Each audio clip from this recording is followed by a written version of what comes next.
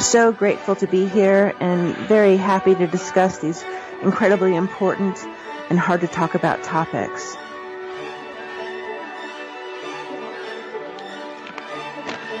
He has an incredible backbone and staggering moral fiber. Howie is totally committed, completely ethical, totally admirable. No pressure if you can hear this, but honestly, Howie's a hero to me.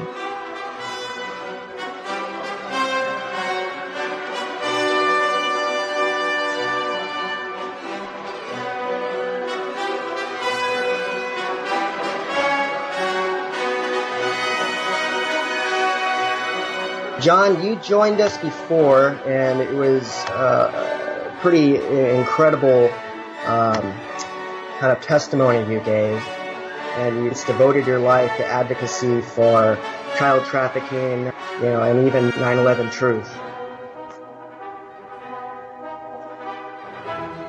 Maybe you could explain to us, in the last decade, what do you think the most challenging parts of coming alive on some of these issues have been?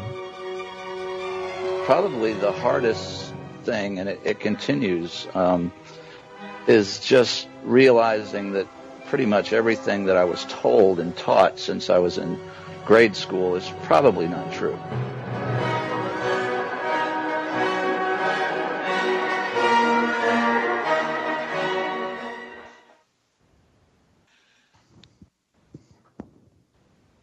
Well, on that note, good evening. Hey guys, how are you? Hello, Al. Hello, JT. Is Howie with us? Howie is here. Awesome. The gang's all here. Right. Yeah. So let's fix this. Missed you. Yeah, we missed you on Thursday. I missed you, and I did listen though, and it was a good show. We're just glad you're feeling better. No, thanks kindly. Maybe it was the FBI smokescreen ask an agent how to help missing kids Twitter storm that put me under the weather. You two participated in that, right? Mm-hmm. Yes, we did.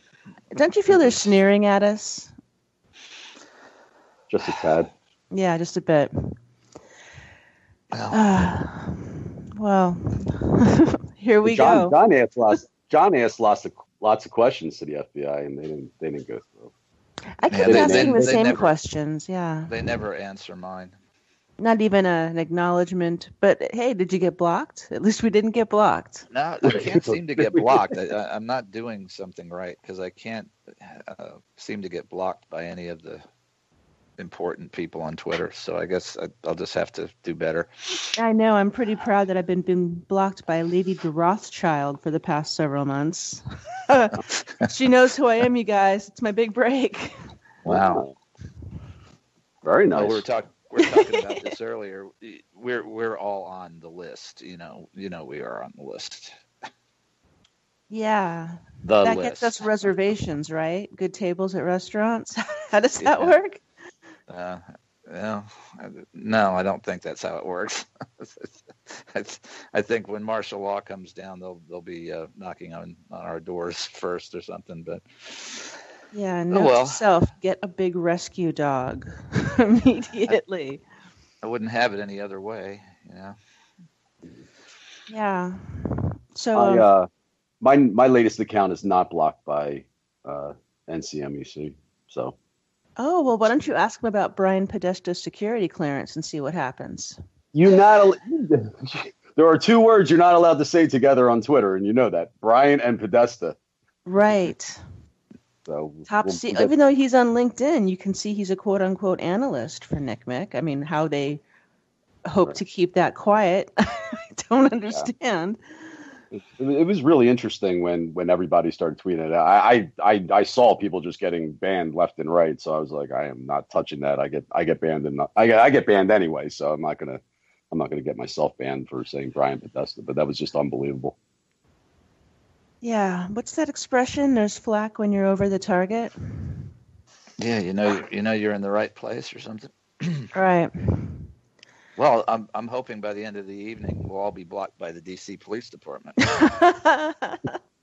That's my goal for the show. That's important to have them. Listen, I've called them a bunch of times, and they still take my phone calls. So I mean, Probably have a grudging respect for you, Howie. I don't know. Next time I go to DC, I'm going to have to stop by. Well, I'm not getting much accomplished over the phone, so But they're very good. You just gave me a segue. It's so perfect. I'm actually sitting up straight. You on the phone, Howie. Let's talk Me on about the that. phone. You're not embarrassed to show up, make a sign, make a call, have some pizza with some guy in DC. Have you been doing any of those adventures lately? It's funny you should ask. The the case of Jason Schwartz, who worked for New York City, um, in the De Blasio administration, but he was a low level computer guy. But president of the Young Democrats. Oh, It's not absolutely. president. Yeah, he was also vice president of the New York State Young Democrats. And we've all probably seen that chummy selfie of him and Robbie Mook showing their teeth. Oh man, that was great. Good thing we saved them because everybody started deleting them. They forgot that they had those. But so anyway, after I saw the case, I was just poking around on the internet, and somebody had posted a picture of him and his father, so I just tried to figure out who his father was, and I found them online. His name's Arthur Schwartz, and he's a pretty big time lawyer in New York. He works with unions, civil liberties. He worked on the Occupy Wall Street when they got arrested. So, and I believe he was counsel for Bernie Sanders. So this guy is somebody. But I called his office and I got his secretary, and he was on the other line. And she asked me if I wanted to leave my name and my number. And usually I don't leave a phone number. I don't like having I don't mind calling, but I don't like leaving my phone number with people when I don't get to talk to people and just having it out there. Mm-hmm. But something said, all right, leave your number. So that was around 4:00 on Friday. And at 7:30, I got a call from a New York number, and I picked up the phone, and it was Arthur Schwartz. And I was like, wow. So he asked me who I was, and I basically said I'm a citizen researcher working on Pizzagate and Pedogate. And wow. He seemed skeptical. He was like, Pedogate? I was like, well, have you heard of Pizzagate? I think he had like a snicker about hearing about Pizzagate. And I was like, I just wanted to ask you like your thoughts on your son. And to my surprise, he was quite open and honest. He talked to me more just as a father, and what a father, the feelings that he's going through. He said I guess he's remarried and has two young daughters, and he said, if anybody ever tried to, hurt them or in any way, he referenced a book called A Time to Kill, which I hadn't heard about. It's something about an African American father who went into a courtroom and shot the person that was accused of harming his daughter. So he referenced that book, and he said basically he would do something like that. I did ask him about the very low bail, because his bail was set at like $7,500, I believe. And he got a little defensive when I mentioned that. And he said, well, he's got a job and he's not a flight risk. So I was like, or whatever. But I said, Arthur, man, they said there were 6-month-old children in that child pornography. He told me being raped, by the way. Yeah. Yeah. Yeah. Well, he said that Jason denied that. So that's what the father said. And, okay. Yeah. But, he said, he basically, what I took from it, he was just very conflicted as someone who actually hates this stuff, but yet it's his son. And that was kind of the gist of the conversation. It lasted about 7 minutes, and then his wife called, so we had to hang up. But he was talking to me, and when somebody's not defensive and they will, he didn't have to talk to me. You know what I'm saying? Like he didn't have to talk to me, and he didn't have to call me back, and he didn't have to talk to me, but he did, which basically said that he's an okay guy in my book. And he's got a son who obviously has a problem. So, and I think we should stay with the case because based on his connections, I'd be concerned that Jason won't be, we'll see what kind of jail time he's facing. But we should definitely stay on that case. There's an interesting dichotomy between a grieving father realizing his son has something monstrous inside him and snickering at Pizzagate. Yeah, well, it's the fake news, It's the fake news, but your son's starring in it, buddy. I mean, well, I don't think. Yeah, he wasn't making that connection at all. But I didn't have enough time to sort of go down that road. Like I said, I only had 7 minutes. But it's fascinating, though, that little glimpse you got into that world. Yeah, I think he seemed a little shell shocked. Obviously, he said he was getting calls all day. So I think it was, he was just, he was more talking to me just sometimes when you're in that state, you'd be more apt to, to talk to a stranger. So that's kind of what I took from it. But, I appreciated him calling me back. So. Well, yeah, and we will pay attention to what's going on with it because that's what we're going to talk about tonight is corruption and how the judicial system and the legal system and our law enforcement agencies and so on and so forth allow this to happen through corruption. Before we go bigger, I'm sorry. I think it's part of the story that we're telling, which is this manipulation, this whitewashing, this normalization that's going on concurrent with the incredible stifling of what seems to me to be an epidemic of pedophilia within most certainly the Democrat Party as it exists today, and most certainly the Republican Party as it existed just a few short years ago. I wanted to point at the coverage of Jacob Schwartz. I saw in more than one outlet these images, which, yes, JT talked about 6-month-old infants, but not them being raped. It talked about them engaging in sexual behaviors, engaging in a sexual performance. So there's nothing subtle about what's happening with that. We are erasing the concept of rape with sentence structure. Yeah. And Lori Handrahan is one of my heroes, and she's been fighting this for years and years in Maine, and that's the word that she'll use. I mean, it's nothing else because they talk about child pornography. It's child rape that's going on because any kids that appear in these pictures are being raped. It's not pornography. It's not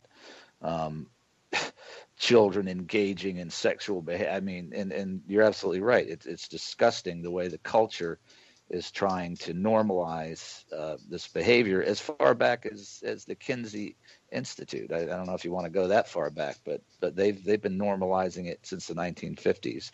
And basically, we had a bunch of pedophiles in the Kinsey Institute that formulated this sex education that's being taught in the schools now.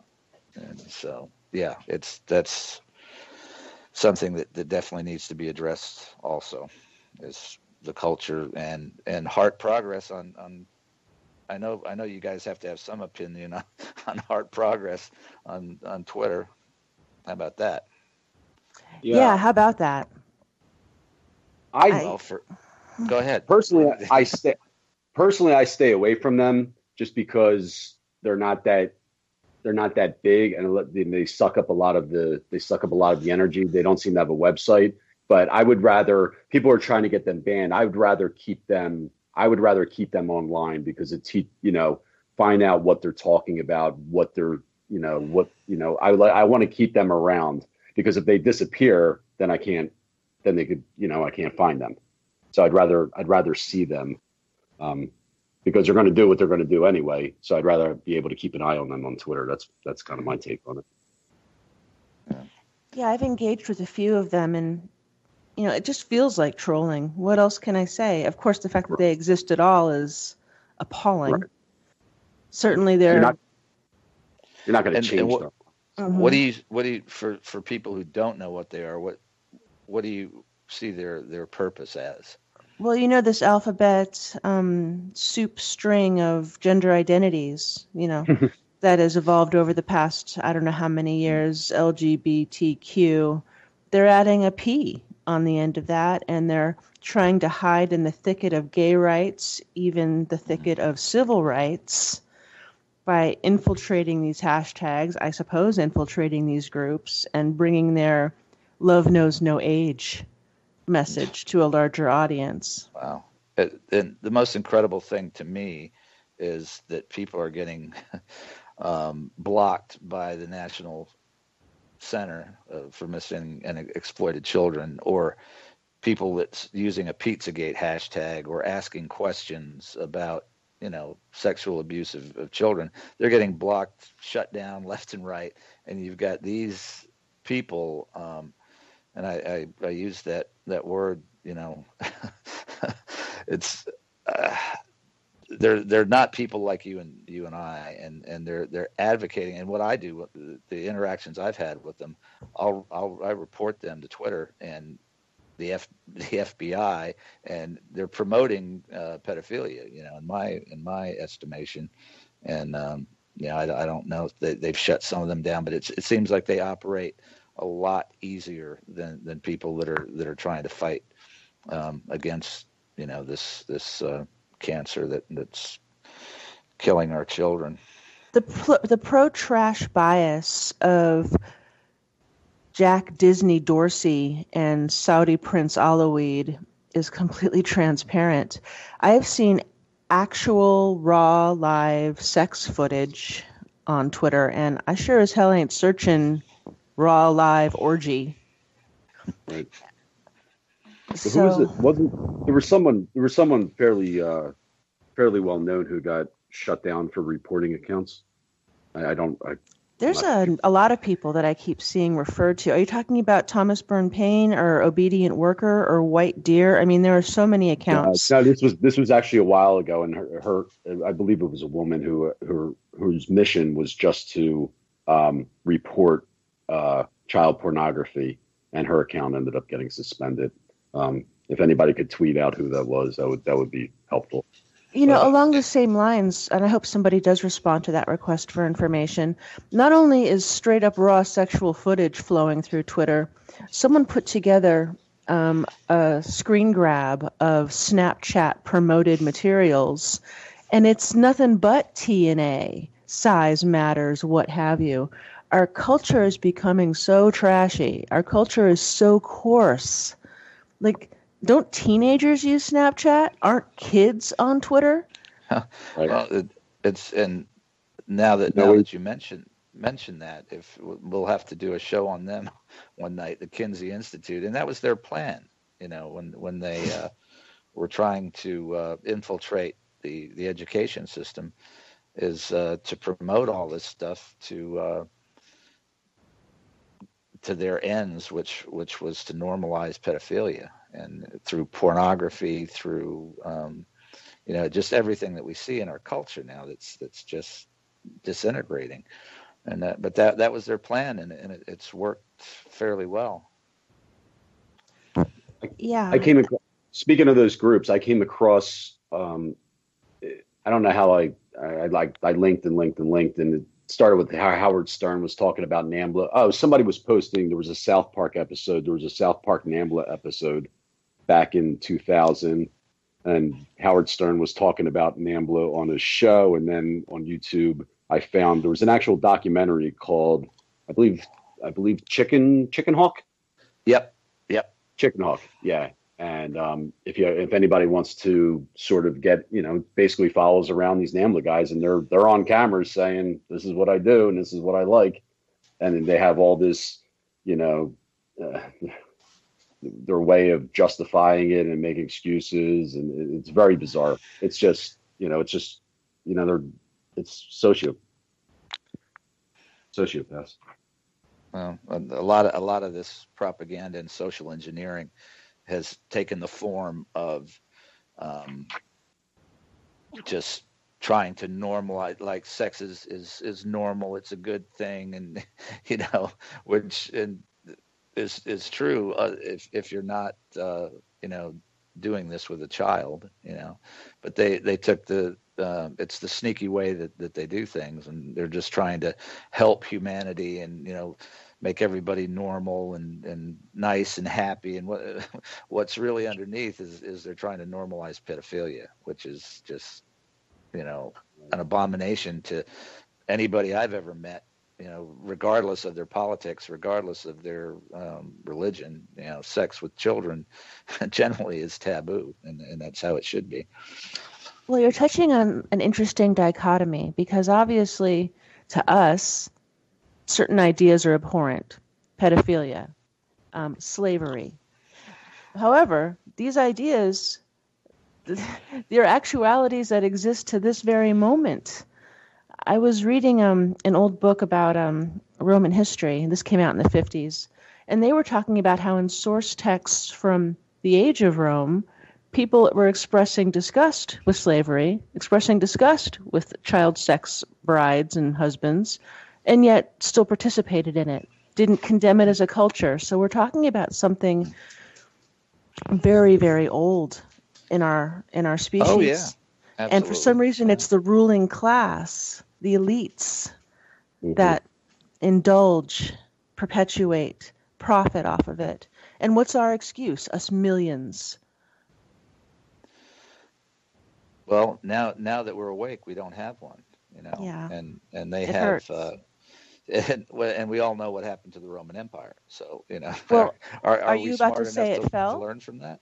Because I'm about to tell you the Roman Empire never fell. Well, Case in that's, point, yeah. where yeah. is Vatican City? Case in point, what does this Pope do about child raping priests? Case in point, what does this Pope do about victims of child raping priests? In everything but word, he is pro-pedophile, pro-child rape. Have you watched this new Netflix series, The Keepers? No, but I've heard about it. I find the title an interesting reference to The Finders, although they didn't ever make that point. I made that connection too. It jumped out. Yeah. What this story is about is children, girls, who are trafficked by this priest to local PD. I mean, I'm not going to spoil the story for any who haven't binged on it yet, but this is in the 60s. This is in the 70s. This is in the 80s. This is right now. So I say Rome never fell, but they exchanged physical conquest for mental domination. Yeah. The armies are just in a different location. We became the empire, but the controllers are the same, and they're many would say the City of London and the Vatican. So yeah, I would totally agree with you. I think at some point we have to have an entire show on the Catholic Church and just bring certain things to bring out some certain cases, because no doubt. You could do many shows. Maybe we can coincide it with a major holiday. Well, not Christmas Eve, because I'm usually in the church on Christmas Eve. All right, we'll aim for something else.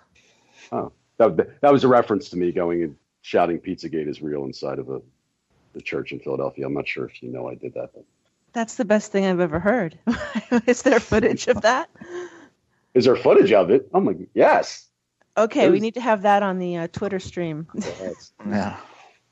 There was a write-up in the New York, I think it was the New York Daily Times. Not the New York Daily Times. What's the New York? Not the Post, not the Times. What's the other one? New York Daily News. Okay. Yeah, New York Daily News. You would think the church would be pushing a Pizzagate investigation to get the spotlight off of them. Maybe not. Yeah, well, they'd rather move the franchise, bankrupt a diocese or two, and just keep on doing what they do. Yeah. And this is what happens when you artificially partition the genders. Do they still do that? I mean, I mean, you're talking about schools Catholic and priests. I'm talking about Catholic priests. Oh, okay. Because I mean, they used to. I mean, high schools in Philadelphia, there used to be girls' schools and boys' schools, and then they started integrating them slowly. What I'm talking about is the those who are frocked. Is that a way to refer to the clergy? You call them frocked. They're so frocked, you guys. Frocked up, yeah. I mean, the explanation makes itself. You look at priests who I've actually read that there was recruiting terminology used. People would come to the confessional and say, Father, I have these impulses. And Father would say, well, you should consider the priesthood because you're not allowed to feel that way. And God will cleanse you, if you can believe that, of these thoughts. Wow. Next thing you know, you're living in an all-male dormitory, and perhaps you've got a subservient sect of nuns underneath you who look the other way as you prey upon the young girls in your charge. This is an exact description of the keepers scenario. Well, the good thing is it is getting out. Yeah. Shows like that would not have existed, maybe even 10 years ago. So hopefully we're making progress. It's well worth watching. It's another situation where the cover-up goes to, in that case, the Attorney General is put on blast of I forget which state it takes place in. I think it's wasn't it in Baltimore? You're right. Okay. Yes, it was in Baltimore. But yeah, excellent show. Totally recommend it. I've taken in 2 episodes and I'm plan to watch the rest soon. Yeah. So, from that day to this, we should probably talk about some of the big deals that are unfolding even as we speak. I know we wanted to talk about, again, not for the first and not for the last time, Seth Rich. Well, please do. Did you want to dive into that now? Yeah. Yeah, why not? Well, if we want to talk about the Metropolitan Police Department and corruption, what a great place to start. It's incredibly necessary we talk about Metropolitan PD. Howie, have you called them, or am I mistaken in that? Howie, did we lose you?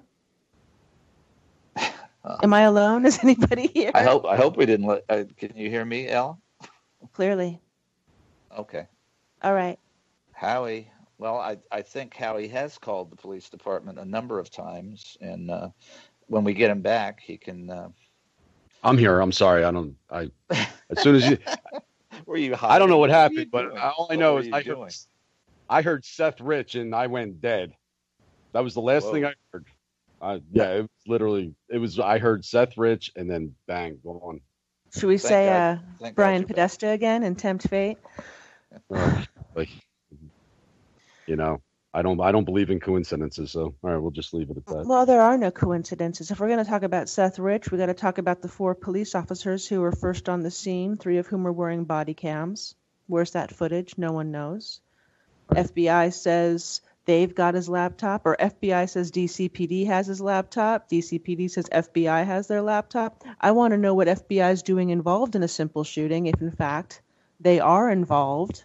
Didn't you submit FOIA requests on this, Howie?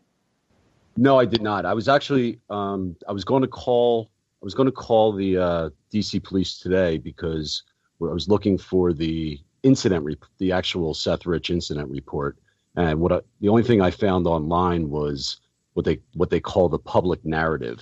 So it has elements of the police report, but it's not the actual full detailed police report. So if you search Seth Rich incident report, and that's what they call them in DC, you're going to get what they call the public narrative.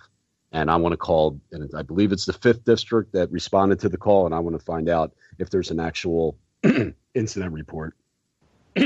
Yeah, there is a public incident report, and even that presumably whitewashed version names the officers on the scene and describes him as conscious and breathing when he was found. Yeah, but as we were talking about earlier, there's a stipulation in the Washington D.C. code about freedom of information requests that body cam footage is not covered under Freedom of Information Act. Yeah, so certain people are privy to it, general public. But they got those to protect the public, correct? I mean, that was the whole idea behind that. But we're not privy to their protection. Okay, Howie, curveball. Call back your good buddy Arthur Schwartz. I'm not kidding. I'm partially not kidding. Yeah. You have that connection now? You know what? He called me. Listen, I'll call anybody if he'll take the case and say, But I mean, they're on the website, on the DC police website. They're talking about that they can restrict access to body cam footage, and you go right on there, and who can see it, and everything. Everybody else is restricted, and you're generally supposed to be involved in the case. Defendants, prosecutors, defense lawyers, down the line, who can see it, but general public, not so much. So, it'd be nice if the media asked some questions. Wouldn't it? Yeah, it sure would. So actually, there's a little bit of breaking news. As you two are probably well aware, the reward for information leading to an arrest in the case of Seth Rich's murder is over $500,000 now. One of the first people to put up his own money was this D.C. lobbyist and attorney named Jack Berman. He was the first one to offer $100K. He is actually filing a lawsuit to force D.C. Metro PD to release their information. He's filing it tomorrow. Oh. I've got a couple of other, and I'm sure Howie has a couple of reports that he'd like to include in that. Yeah, while they're at it. Well, I mean, for the Comet ping pong shooting, alleged shooting, I just want to make sure I'm still here. You're here. You're here. I submitted a FOIA request because there were bullet holes supposedly shot in, shots were fired inside of Comet ping pong. So I submitted a FOIA request to see pictures of those. But my FOIA request was denied on the grounds of invasion of privacy. And I actually spoke to the person in charge of FOIA for Washington, D.C. And he was a really nice guy. Once again, very open. His name's Donald Kaufman. And he basically told me, based on the law, he's not allowed to release them because it's an invasion of privacy. And I said, well, invasion of whose privacy? I thought maybe Comet ping pong's. It was actually the privacy of the shooter, Edgar Madison Welch. This guy might have been nice, but that's a steaming pile of nonsense. No, that's the law. Like, that's how it's set up. Just like the body cam. Like, so the news can report that this dude shot their hard drive. Right. Makes sense. We are not, we are not allowed to invade his privacy by asking for the pictures of, the evidence. Gee, it's great to be so. Does that change after he's convicted? I will find out. And what are they done protecting and serving him? I'm just curious. He gets sentenced June 20th, I believe. They've already come to a plea deal. And the plea agreement it's already been signed, everything, but the actual sentencing will be June 20th. So we'll. And he'll be killed in a car accident. Howie, what else? Yeah. They told you that report was still in draft form or some ridiculous. Well, no, the FOIA was for evidence. I wanted to see something. If you go to the scene, you collect. You obviously collect some evidence, and I thought pictures would be evidence. I'm so brilliant. I'm like, hey, maybe they took pictures. That's how smart I am. So that got rejected. But I wanted to see the actual police report. Again, getting back to incident reports. Right. And that report, and that is from the 2nd District, and that report from December 4th is still in draft. And I've been calling, and this is why I have to actually go to the 2nd District and say hi, because when you get on the phone, you get into some kind of weird, I don't know, you'd call it like a warp where you just get passed around and words don't make sense. And, oh, hold on for a second and let me get to this guy. And, oh, it seems it's going over here. And I mean, I've been on this for a couple months, and I just can't get an incident report. To me, and we are to me. Yeah. Go ahead. I'm just going to say you are entitled to that. You are police incident reports. They're free to the public. But the reason I can't get it is because nobody's signed off on this report to get it out into the public, get it out into the system. Right. But this is not a conspiracy. There's no cover up going on. And in a let me draft. just say this, having worked in public service for a lot of years, worked alongside police officers, that is total horseshit, to put it mildly. When any incident, whether it's a fire or a police incident, there's a national reporting system that you have to do your report with. You have to finish that report before you get off duty. Okay. Right. And there is absolutely no reason in the world that report would still be in a draft form. That they're trying to cover it up. They don't want to. They don't. Absolutely. And that's what we're talking about. Corruption. That to me is corruption of a public entity that's there to protect and serve, that owes you that report, but they're lying to your face and telling you it's still in draft, and that there's just no defensible reason for that, period. But right, but it's definitely not everybody, because I have and I'm just using using the eye test, or in this case the ear test. When I'm speaking to I've spoken to certain people at the second district. It's kind of like when they go to, I give them the incident report number. They go to look it up in the computer, and they're like, "Huh, it's still in draft." And they're kind of like, "Oh, that's weird." I'm like, "Yeah, it is weird, isn't it?" He's like, "Yeah, it is. Let me find out what's going on," because they're not familiar with every number. But they didn't, they don't know it is. And then when they do, and then it's like, hold on for a second. And then when I hold on for a second, they finally get me to somebody, and and it's just like, call back and talk to this person and this. But not everybody even. There are definitely people in the second district that seem a little perplexed that it's still in draft 6 months later.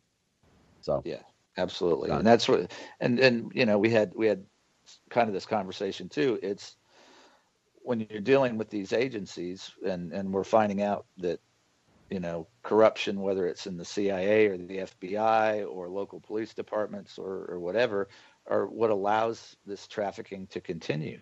And we're not indicting the police department of Washington D.C. I'm sure, as I've worked with many police departments, and 90% of them are great people. They put their life on the line every day they go to work. They do their job. They are there to protect and serve.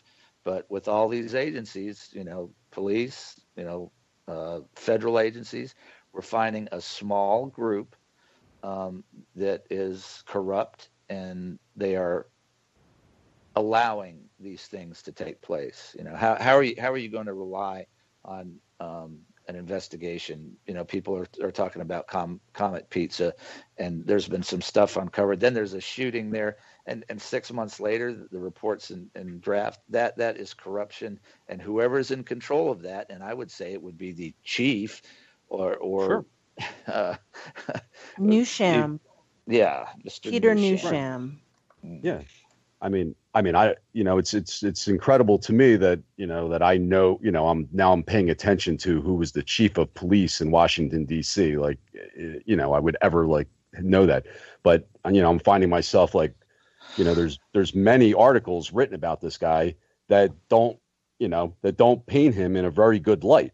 But out of all the great police officers out there, this is the one that ascends to the top. Yeah. Yeah. And that's no accident. That's sure. No accident. I mean, tell us about Chief Newsham, a police officer. Right. Well, you've already told me, but there's one case that really pisses the living hell out of me, and that's the one I want to hear about. Right. It's the case of an 11-year-old. Her name still is Danielle Hicks. Oh my goodness! Now I'm gonna lose her name. That's great. Danielle Hicks Best, and she was gang raped twice at the age of 11, in 2008. And after the second gang rape, she was instead of pursuing the case, she was actually arrested for filing a false police report. She ended up taking the plea deal. She ended up taking a plea deal One that the family says they didn't understand very well, and then she became a ward of the court. There was a very good article actually in the Washington Post. I was going to read a little bit of it. Starting with the first rape, then the second rape, and then a little background of what happened. So should we do that should take me about 5 minutes. Yeah. Okay. I just want to interject here that Sure, absolutely. Mayor Muriel Bowser Mm-hmm. picked Newsham, and she's only been on my radar because of her vociferous denials of any kind of conspiracy to snatch the missing DC girls, and this is all an illusion. It's interesting to note how closely tied to his ascendancy to that top spot she is. Yeah. Right. Well, go ahead, John. It's also an illusion that the 22 girls that are still missing for just this year alone, none of them were Amber Alerts, and this this mayor and the administration of the police department are trying to defend this in some way. You know, what is different about the DC girls and your average child across the United States that they disappear, an Amber Alert goes out? Why have none of these, practically zero, been issued on these girls in DC? I want to know. That's one of the questions I asked during the get stonewalled by an FBI agent Q&A on Twitter last week. Simple to say, they just didn't react to any of my questions. At what point is an Amber Alert released? Who makes that decision exactly? What is the criteria? These are not questions that can be answered, yet they seem so simple. Do I have to call Amber Alert now, too? I mean, is this another phone call I have to make? Yeah, maybe you can get Laura Silsby Gaylor and ask her about the Haitian special. Child trafficker. Did you hear I called her? What? Did you talk to her? No, I got her voicemail, but I can call her back. I think you should. Her voicemail was creepy. Hi, this is Laura Gaynor. You've reached me at such and such the alert sense. Please leave me a message. And I mean, it was like phone sex or something. I was like, you have to. If anybody wants to call, just call Alert Sense and ask for. No, we'll let you do that, Howie. All right. Actually, Howie told me all about that the other day, and it nearly ruined my dinner. So. It was that bizarre. It was that bizarre. I believe you. And I'm not even. I'm almost ruined my dinner. I'm not basher. But I think this case of the 11-year-old Danielle Hicks Best will sort of give an insight, like maybe why they don't, pay attention to, or make such a big deal about some of these cases. It seems like race sort of plays a factor, but we'll let people decide that for themselves. All right. So this is the first rape. A bare mattress on the floor. The first rape took place Saturday evening, April 19th, 2008, Danielle said, not far from her house in the District Columbia Heights neighborhood. Her parents had put her in timeout for coming home late from a nearby playground. I got angry, she said, so I went out secretly. On the street, she ran into young men from the neighborhood hanging out. Like always, the family estimates their ages range from the late teens to early 20s. One of the young men started talking to Danielle, and I walked with him. I wasn't forced, Danielle said. They walked to a house several blocks away. Danielle said the young man asked her to come inside to watch TV in what seemed to be a basement apartment. I went in and I didn't like the vibe, she said. I saw how dirty it was. Two other young men were there, and she thinks the man that she walked in with left. The two who remained locked the door. She remembers a bare mattress on the floor and a gun beside it. She said both men raped her repeatedly overnight. On Sunday afternoon, another man burst in waving a flyer saying, "They are looking for her. She is missing." And the two men ordered her to leave, she said. Danielle walked home in a daze and arrived disheveled. DC police had been summoned, and a female officer and Veronica Best, the adoptive mother, found blood on the 11-year-old's underwear. Detective Kenneth Carter of Youth Investigations Division retraced Danielle's steps with her. She said it took her back to the exterior of the house where the attack occurred, and I was scared.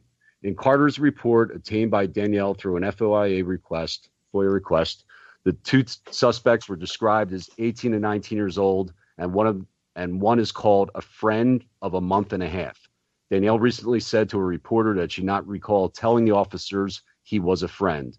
In the report, Danielle gives a confusing description of the sexual assault, at one point saying she was thrown over her suspect's shoulder and carried up and down the neighborhood. Experts say that trauma often cause rape victims to give inconsistent accounts, which should not be used to determine credibility. So that was the first rape, and that was April of 2008. Now, the second rape. On Monday evening, May 12th, the Bests made a decision that they said was a mistake. They let Danielle visit her uncle across the street. He sent Danielle to the corner store. As she passed an alley, she recalled to a reporter she was pulled into a vehicle full of young neighborhood men, including one from the first rape. She said she was driven to a parking lot where that man raped her again, then back to the same grubby basement apartment where she was raped by both of the young men from the first incident. Later that evening, she was let go, then picked up by a passerby who told her he would take her home. Around 11, before reaching her house, the car was stopped by police who were searching vehicles trying to find her. This time, she was interviewed by Detective William Weeks of the Youth Investigations Division, who consulted with Carter. Weeks, who left the Youth Division in 2008 and last fall had been assigned to the Property Division, declined to comment for the story. A copy of Weeks' report obtained by the Bests said he tracked down and questioned 21-year-old man Danielle had identified as the man who had abducted her that evening. According to the report, the 21-year-old said he hadn't seen Danielle since a month earlier, and he had taken a flyer for the missing 11-year-old to the basement apartment where he said she was in the back bedroom offering to have sex with any number of a group of men, telling them that she was 16. In the district, anyone younger than 16 and someone at least 4 years older, whether coerced or willing, is first-degree child sexual abuse, a felony punishable up to life in prison. Mistaking an underage victim for a 16-year-old is not an acceptable defense. So now we have this detective. Weeks went to the hospital, interviewed Danielle again. It is now 5 a.m., according to this report. Danielle and her parents recalled that had been up all night. In his report, Weeks said that he confronted the complainant, Danielle, with a ruse. He told her that he knew that the man that she had identified was in a restaurant at the same time that she claimed he had abducted her. Danielle admitted that the man did not abduct her and forcibly rape her. She fabricated the report, according to Weeks' notes. When asked why, Danielle said the man was a drug dealer and he was headed to prison anyway, the report said. Over the next 3-hour period, the complainant proceeded to tell Detective Weeks a myriad of stories. In the presence of her parents, the complainant continuously changed her stories whenever confronted with inconsistencies from the previous tale. So it became apparent that the complainant was determined to get any story across that she could, regardless of how incredible it might be, Weeks' report said. I don't remember giving lots of different accounts, Danielle said recently. What I remember was being confused. I was exhausted, and I was still wearing the same clothes. I felt horrible. And hoping that, it's a lot of information there, kind of way it kind of came across. But basically, they did not believe her. And this guy basically concocted a story for whatever reason, the detective, to try and get her to change her story. But regardless of the situation, she was 11 years old. So whether they thought that, here's another piece of the thing. Many officers treated her with extreme skepticism. In one internal email, a lieutenant called her promiscuous and the sex consensual. Yet Danielle was only 11 years old, well under the age of consent. The suspects in the police reports obtained best being described in late teens or early 20s. So why they were treating this girl with skepticism and saying that she was promiscuous and the sex was consensual, it's impossible for the sex to be consensual because she was 11 years old. Very reminiscent of Hillary's annihilation of 11-year-old Kathy Shelton. Right. Oh, she she had a fascination with older men and blah blah Yeah. blah. I'm looking at You the critical missing persons report. It's still on Blame the Metro victim. PD's website. They say that she was gone as of Friday, June 4th, 2010, and been missing for 3 weeks at that point. Oh, Missing juvenile.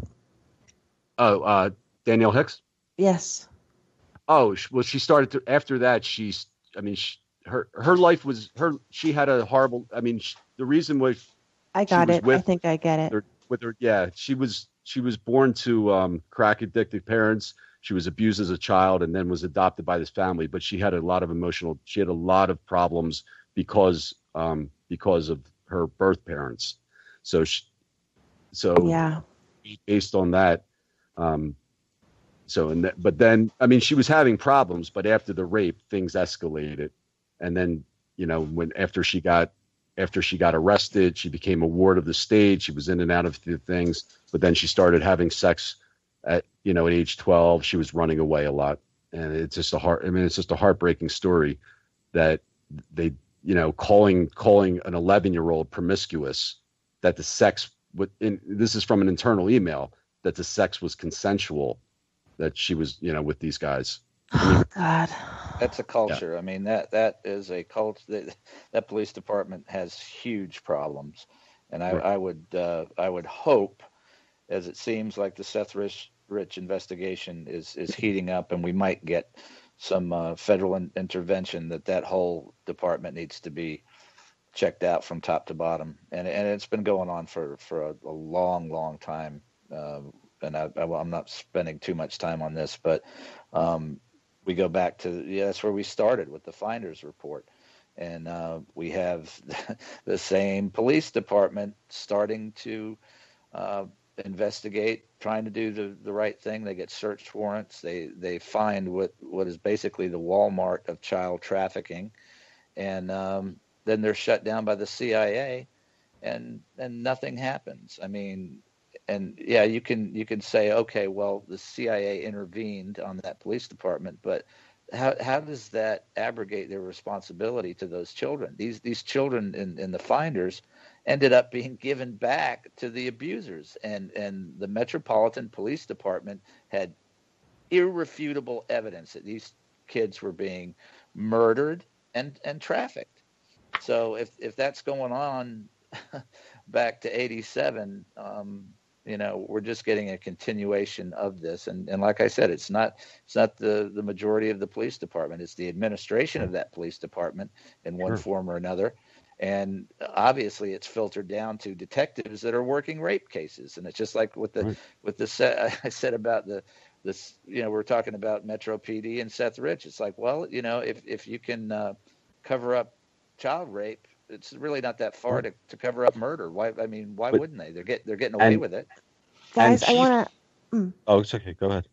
I don't want to dominate. I just want to No, pivot on no. that about justice for Seth Rich being justice in a much larger sense. If you believe, as we do, that this culture of corruption is controlling our reality, it is determining what is and what is not investigated. It is creating a narrative to hide the worst criminality on earth. There is, and I'm a little cynical myself about White House petitions because I've seen the signatures disappear under Obama. Yes, There they is have. a White House petition which is demanding a real investigation of Seth Rich's murder, and it is stalled at 34,717 signatures right now. We can do so much better than that. Now, it's a two-step process. You sign, and then you get an email where you have to click and confirm that you are at that account. It's a pain, but it's not hard to do. I'm encouraging anyone listening to take part, raise your voice, go to whitehouse.gov to the petition to appoint a special prosecutor to investigate the murder of Seth Rich, and sign it and share it. And all these cases, absolutely. And get a copy of this Finders report. Get a copy of the report on the 11-year-old Howie told you about. These are open cases, okay? They all this they collected mountains of evidence back in 1987 on the Finders. Guess what? It's still there. But if we don't demand that they do their jobs, they're not doing their jobs, and we can see what's going on in the Seth Rich investigation. To piggyback on that, JT, our only strength is in our numbers. That is literally all we have. Anyone who was aware of the Kathy Griffin ISIS recruitment clip she released earlier today and has now seen her getting her shows canceled on her upcoming tour. Anyone who knows that USAA has backed off of stepping away from the Hannity program and have decided to continue their relationship with his program. Anyone who knows Squatty Potty has let Kathy Griffin go as their new spokesperson, which, by the way, Squatty Potty is to help people go to the bathroom, so it's kind of perfect. They're releasing Kathy Griffin back into the wild. I did not know that.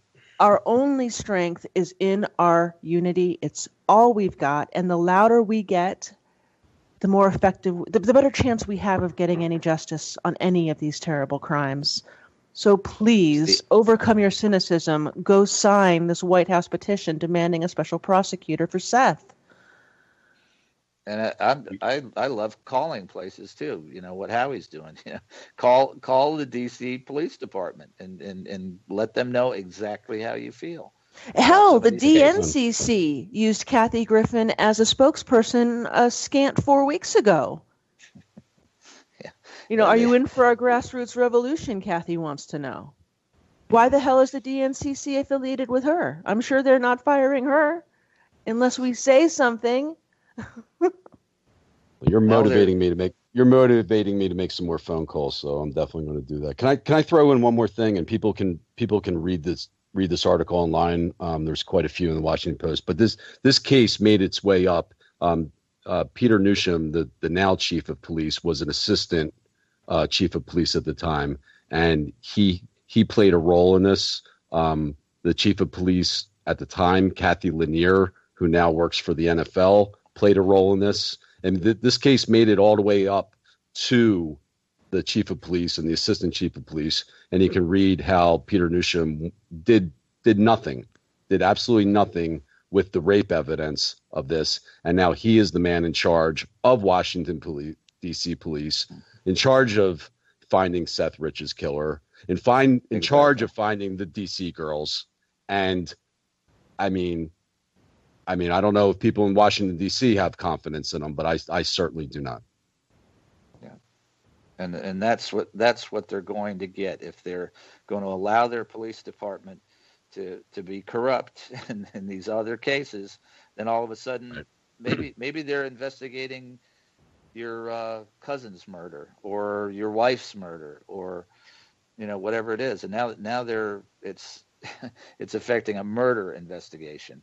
So it's time to speak out and speak up, and these people are paid to protect and serve. If we allow them not to do that, then you can only blame us. I wish we had more time tonight. I feel like we have more time. It flew by. We'll be back. Yeah, we'll be back Thursday. We'll pick up more. All right. Well, guys, I don't think we fixed it, but we got to keep talking about it. Yeah. Well, did anybody tweet to us tonight, John? No tweeters. We have no tweeters. Yeah. Maybe they're still busy piling on Kathy Griffin. All right. Night, y'all. On that note, on Thursday. All right. Thursday. Love you guys. Love you too. Bye. Have a great night.